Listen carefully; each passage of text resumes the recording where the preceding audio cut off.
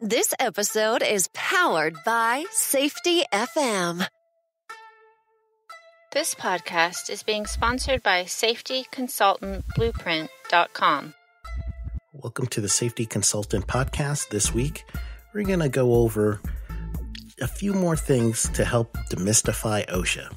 And particularly this week, I really want to go through the record keeping side, because record keeping is going to be really big. And then we're also going to try to squeeze in written programs. So as you're going to work with your client to survive an OSHA audit, you really need to understand those two things, because when OSHA comes in, they are going to first go over in their opening conference. They're going to review the OSHA record keeping log for injury and illnesses. And then they're also going to ask for the written program so they could kind of see the history of what the company has as far as injuries, and then what do they have as far as a safety and health program. So this episode, we're going to keep going through demystifying OSHA. This is part 3, and we're going to make this one all about record keeping and then also written programs.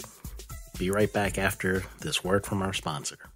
Hi, I'm Sheldon Primus. I'd like to personally invite you to the new Safety Consultant Resource Group. This is a group that is developed for people who are becoming safety consultants or are safety consultants, and you want to make sure that your company can become viable and to stay being your own boss. So I've created this group to help you network with other safety consultants, to have written program templates, to have safety presentation templates. We'll have monthly Q&A sessions so you could get a second opinion on certain topics or even some client needs. You will have a royalty-free picture gallery so that you can use these pictures for your presentations or for your products. We'll also give you some PowerPoint presentations or PDF presentations that you could use for your own speaking engagements. You will have a record-keeping course and the OSHA Compliance Masterclass course. Those that decide to be annual members will also get the Safety Consultant Blueprint course. You will be guaranteed a spot on the Safety Consultant podcast where you will get interviewed and can promote your own business, and you will be on the preferred consultant referral list. Act now.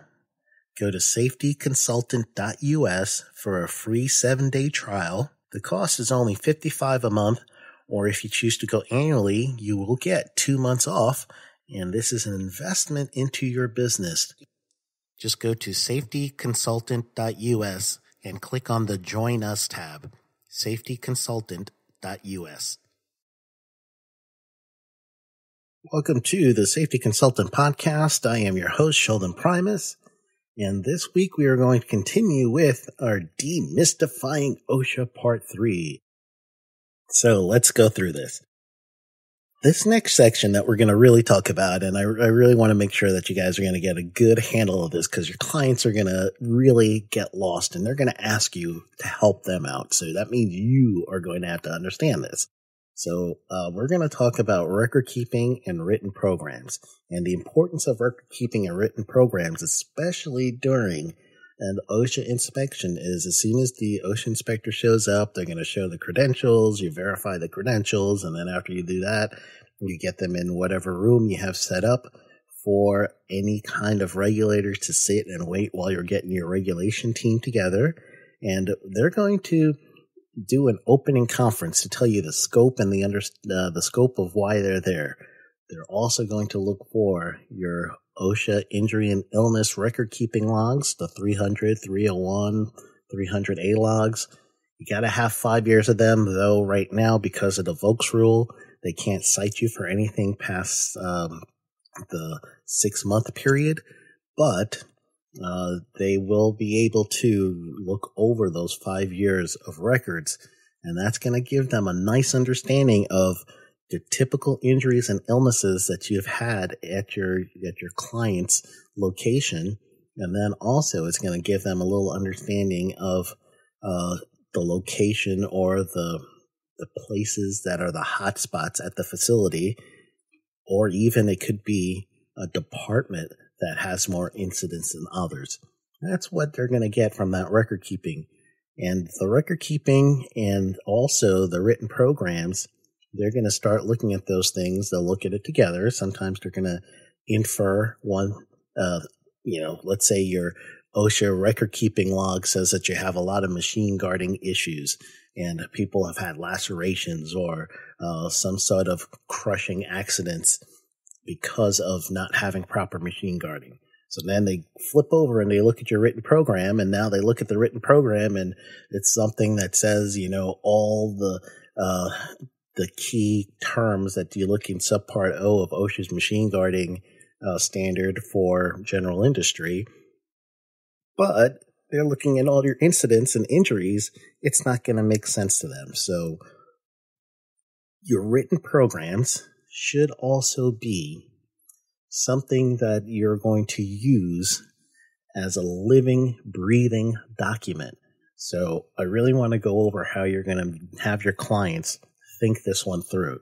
So I'm going to present this as if I'm talking to my client, if you will, so that you can also use this kind of understanding for yourself. Okay, so number one, let's go into the record keeping side. So 1904 is in record keeping.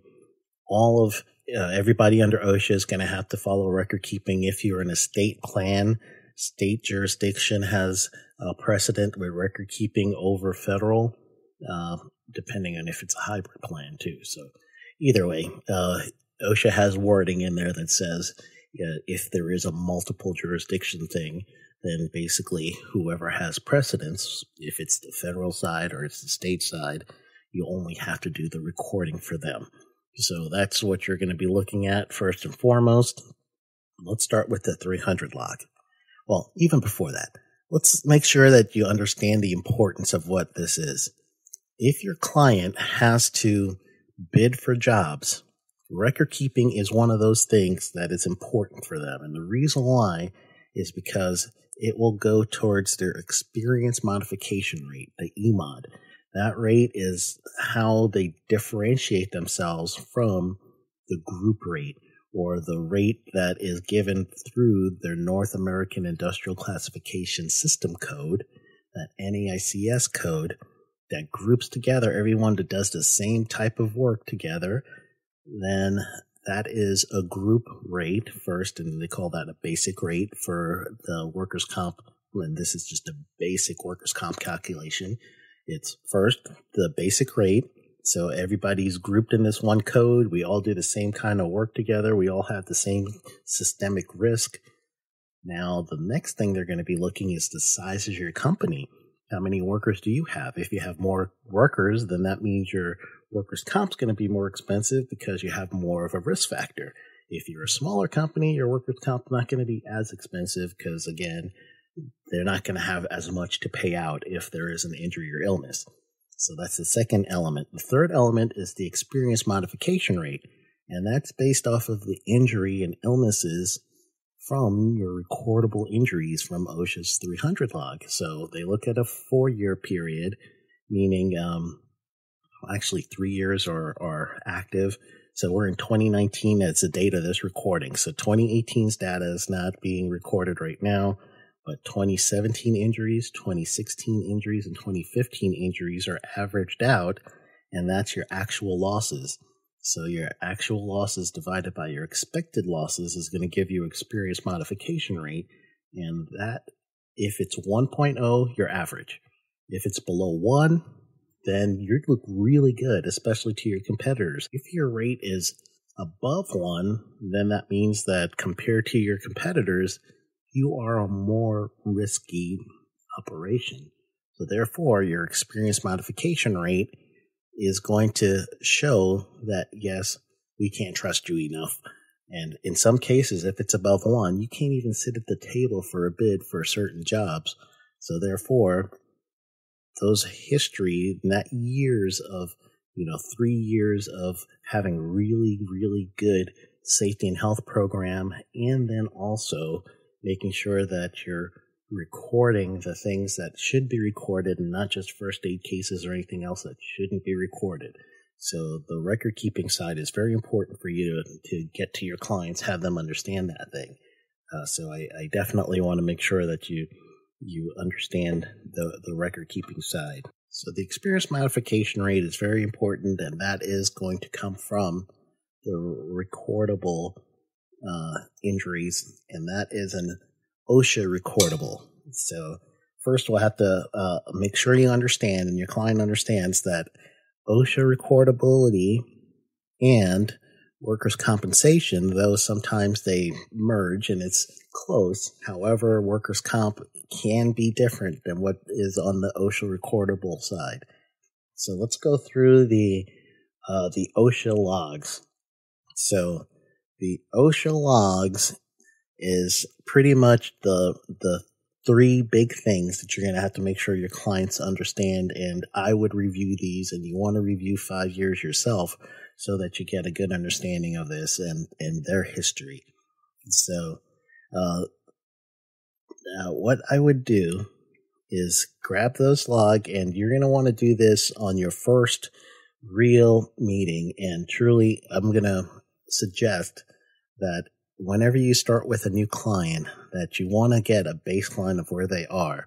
So if there's a way that you could do a records review for free, and from the records review, chances are you're going to find something that you could use as a service. But let's say that you already have an mock OSHA audit set up with them.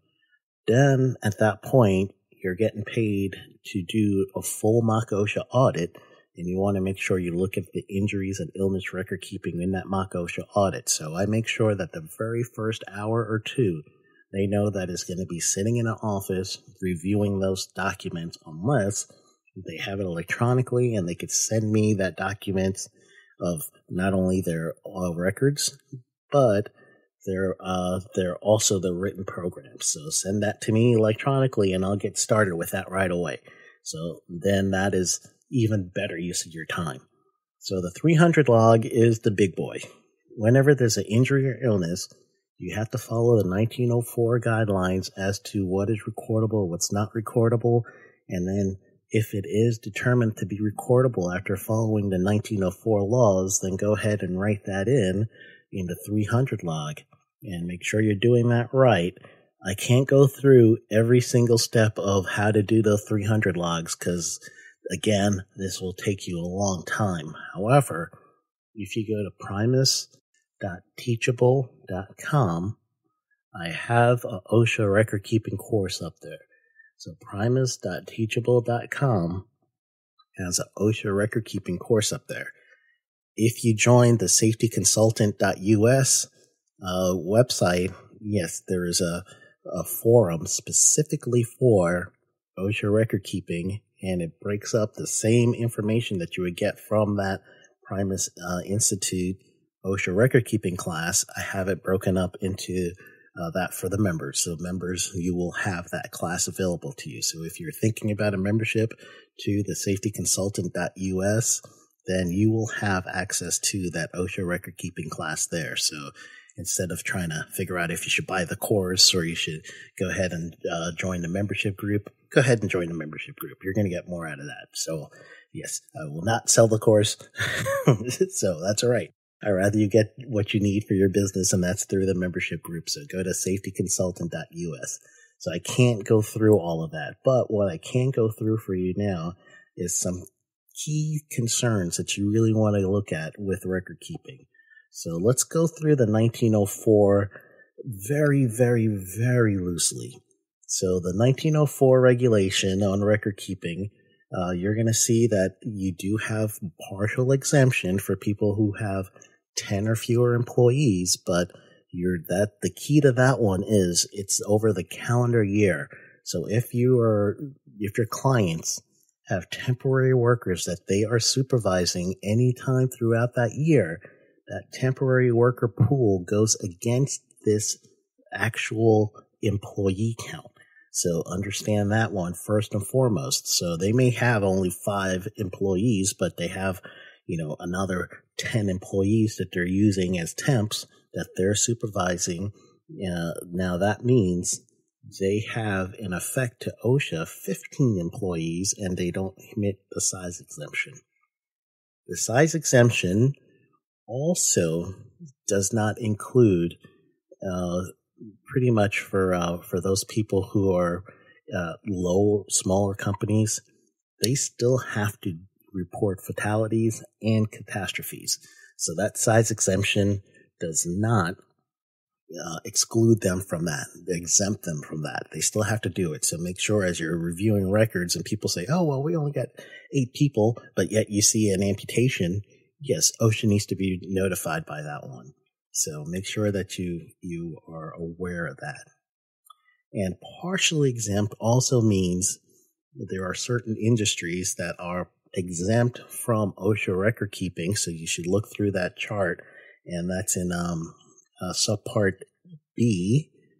There's a chart in subpart B that you could look through, and that's going to tell you who's actually exempt regardless of size, because historically the days away restricted transfer rate of these companies are well below the national average. So therefore, OSHA says, let these go.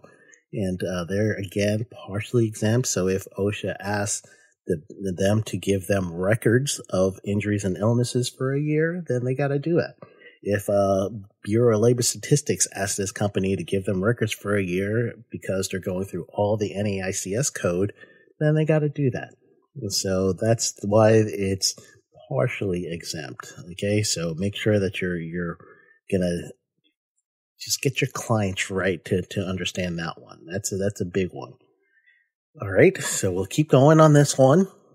So the next thing, and I'm kind of breaking it up in subparts because that's a little bit easier for me to understand and to convey that message. So as I'm breaking it up to subparts, subpart A is really just about the purpose of the record keeping. Subpart B of 1904 is going through the exemptions. It gives you the partial exemption Appendix A chart, so that's a good one too. The other thing that you really need to understand about that one is what I just said was really, if it is a temporary agency or you're a family farm, and now as a family farm you do hire some temporary workers for a certain amount of time, then yes, you are now required to keep records. Subpart C is the big one. So subpart C is the one that tells you the determination of recordability, what's recordable, what's not. Talks to you about what's work-related, new cases versus an old case. That's all in your subpart C section. What to do if there's medical removal. So I would stress, just get a good understanding of subpart C. Make sure that you know work-related. And generally it's this. If the worker is required to do something in the interest of the employer, or they have to be at a certain location as a condition of their employment, and they get injured or ill, generally that is going to be a recordable event. Generally. There may be some other things, and there are some known exceptions. You know, one of the known exceptions is if someone, let's say they're lacerating their finger that so much that it needs to be, you need to have stitches, but the person was preparing food for personal consumption. That is a known exception. So that's not recordable in that case. So you would see that in subpart C. There's plenty of these things that you would have to look over. So I would get a good understanding of subpart C and know all these conditions as best as you can so that you could get your get your client to understand this as well. Subpart D of 1904 is going to talk to you pretty much about your establishments, what to do if you have multiple business establishment, and record keeping is per establishment, not per firm. So you will have each establishment, you will have to have records for that. And so let's say you have a northeast, southwest location. The firm is the collection of all these, but if you have over 10 employees and you're not on the partially exempt list at your south location, then that one needs to keep records. So it's opposed to the firm. So that's in Subpart D.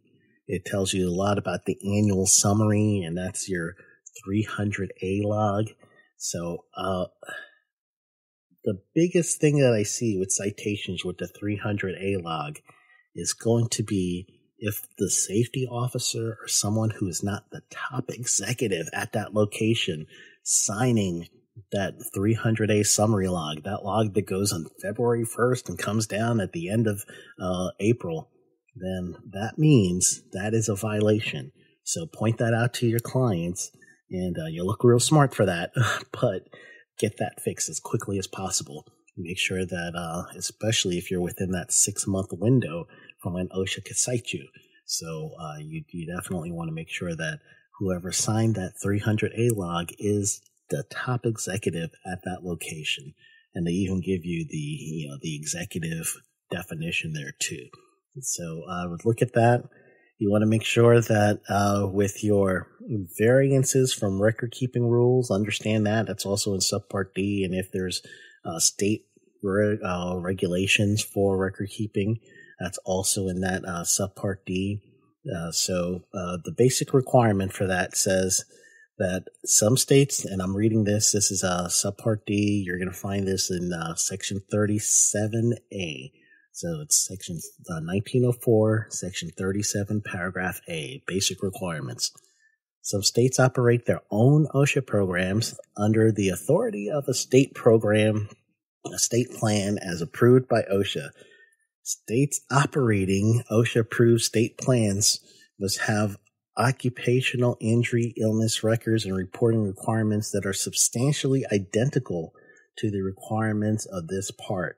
So that's the first thing, that they do have to have that. So therefore, if the states are going to have those plans, then that means that you're going to make sure that you just basically go through the state's program, and the state will be your first point, and then they have pretty much the same thing as the federal. So that means you're not going to have to do a federal 300, 301, 300A, but you may actually have to do, and you do have to make sure you do the electronic record keeping, or your client. I keep saying you, but I told you guys that too, right? That I won't say you, but I mean it's your client. So make sure that you understand that one, especially the injury tracking application, ITA, for electronic. Go through that, understand who's required for that.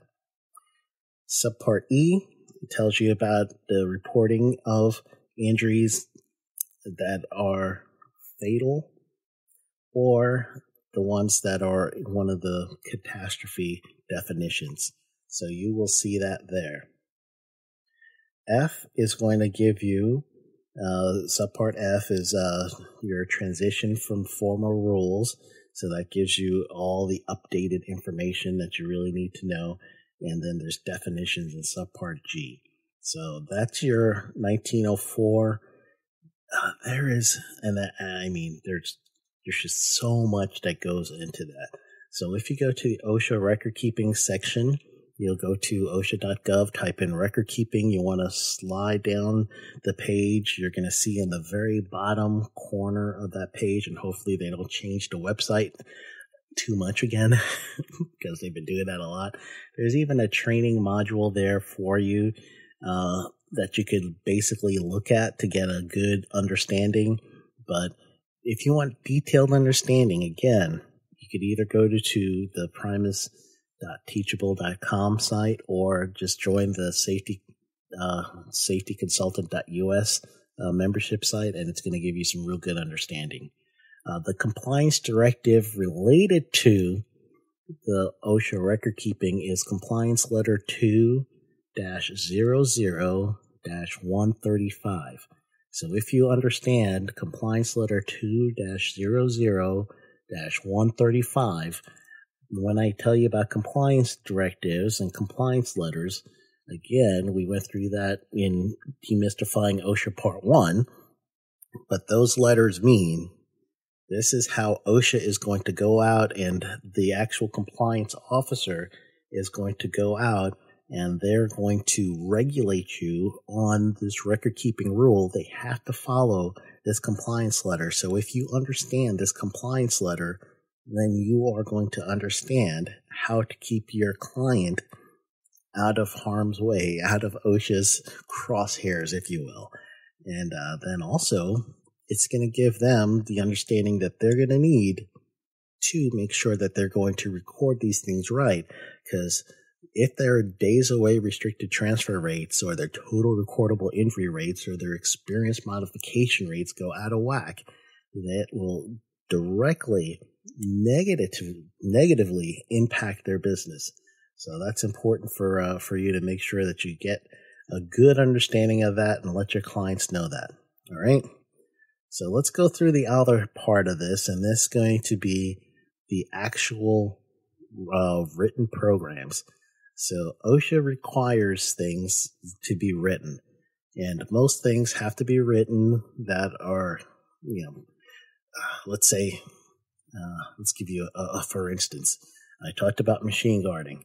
So if you're going to have machine guarding, you're also going to have to deal with control of hazardous energy, lockout, tagout, right? So the lockout, tagout rule has to have a written program. Respiratory protection, you got to have a written program for something like that. There's plenty of things that need written programs. Exposure control plans, written programs for that. If it's silica exposure, bloodborne pathogen exposure, whatever it is, those exposure control plans have to be written. Emergency action plan, fire prevention plans. If you have more than 10 employees, those things have to be written. So in those cases, when OSHA gets a hold of the actual written program, a lot of things that they see is, first and foremost, people can't even find the program. When they do have programs, it's written in such a way that the wording is crazy. I remember one I had an emergency action program that I was looking at, and I was reviewing for a client. And first thing I saw was they required in this thing that the supervisors perform CPR or first aid. So naturally, my first question is, hey, do you do CPR training and do you do first aid training for your workers?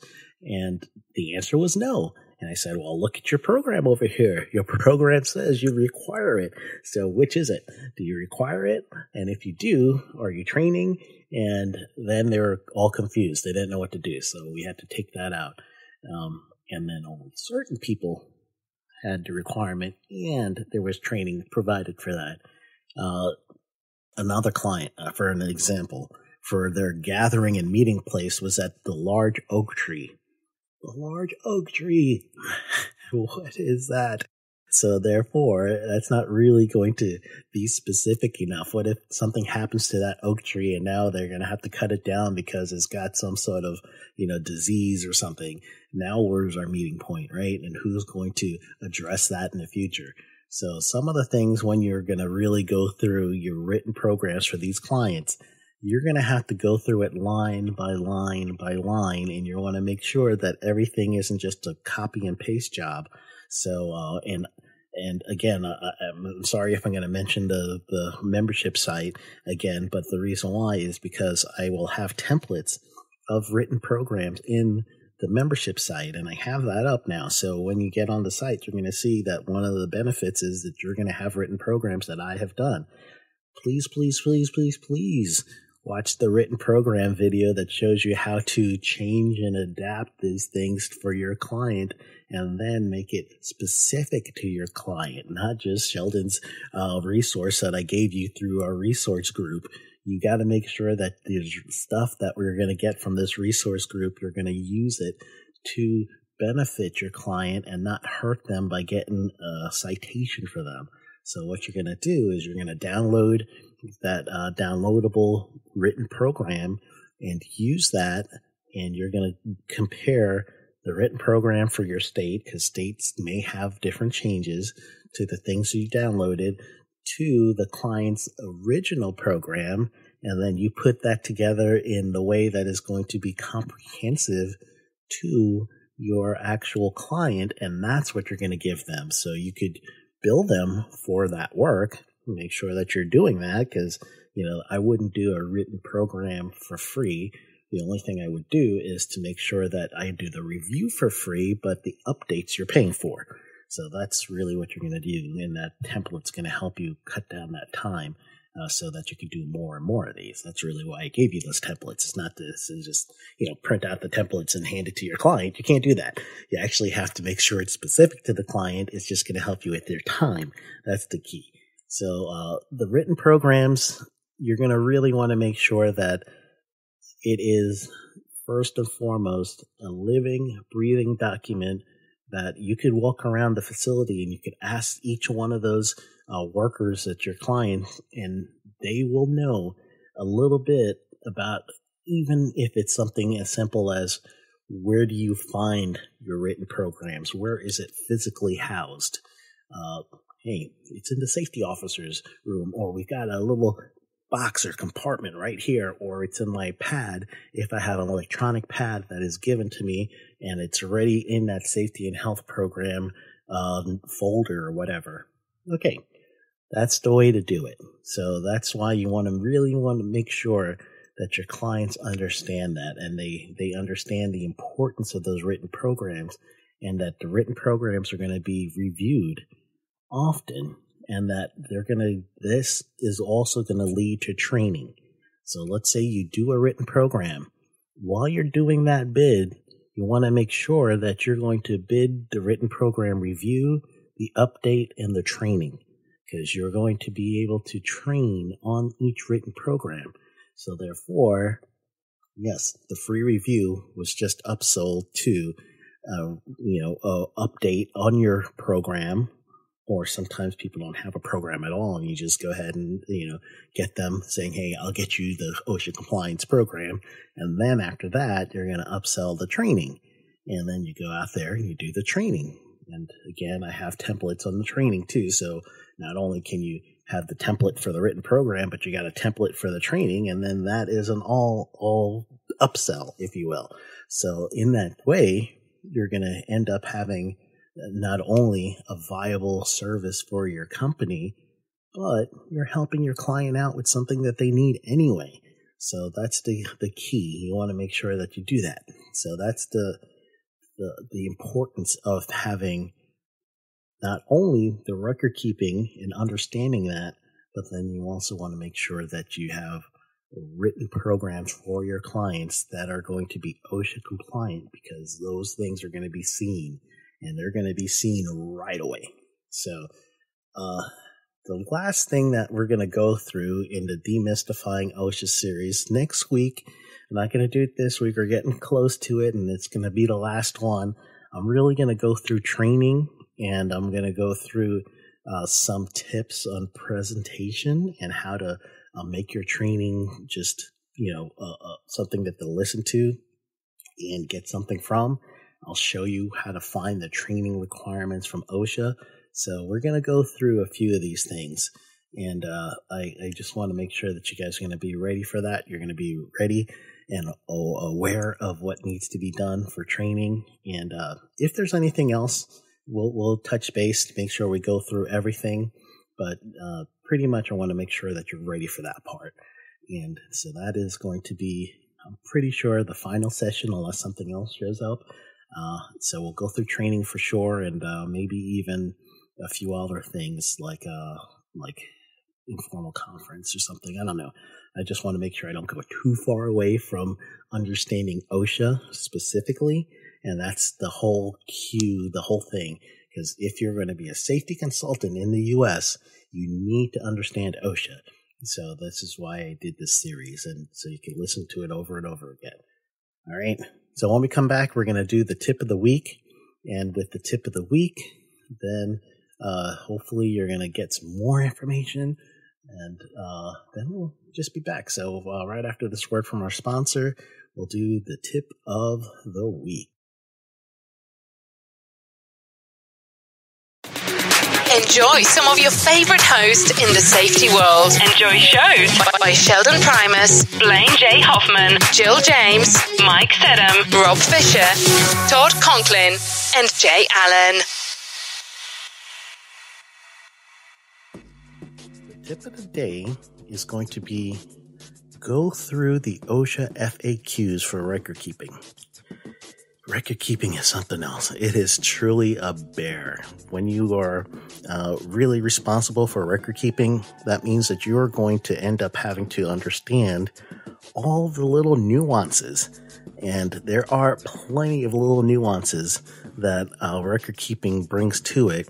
And you're going to make sure that the things that they're putting in, your clients are putting into the 300 log, the 301 log, the 300A summary, are the things that are compliant with OSHA, because the ramification of that is so large, especially if the company has to bid for work and this goes against their experience modification rates or their total recordable injury rates, the days away restricted transfer rates. So those are important things for them. It's going to be an aspect of their workers' comp. So therefore, you can save your clients money if you help them get a grasp of the record keeping process. So in order for you to really understand what is recordable, I suggest strongly that you look at the frequently asked questions section on the OSHA website. And understanding that frequently asked questions section is going to help you determine what a client's needs are so that you can lead them in the right way. All right?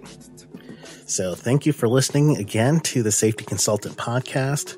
I look forward to seeing you at the safetyconsultant.us resource group. Become a member, and so we could start interacting with each other. And I also will be doing monthly Q&A sessions. So if you have a question about your business, you need a second opinion on your clients or whatever you need, we'll be able to do that in that resource center. So I'll see you there.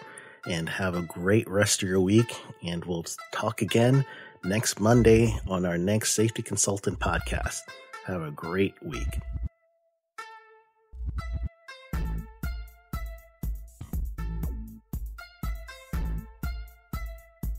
This podcast is being sponsored by safetyconsultantblueprint.com.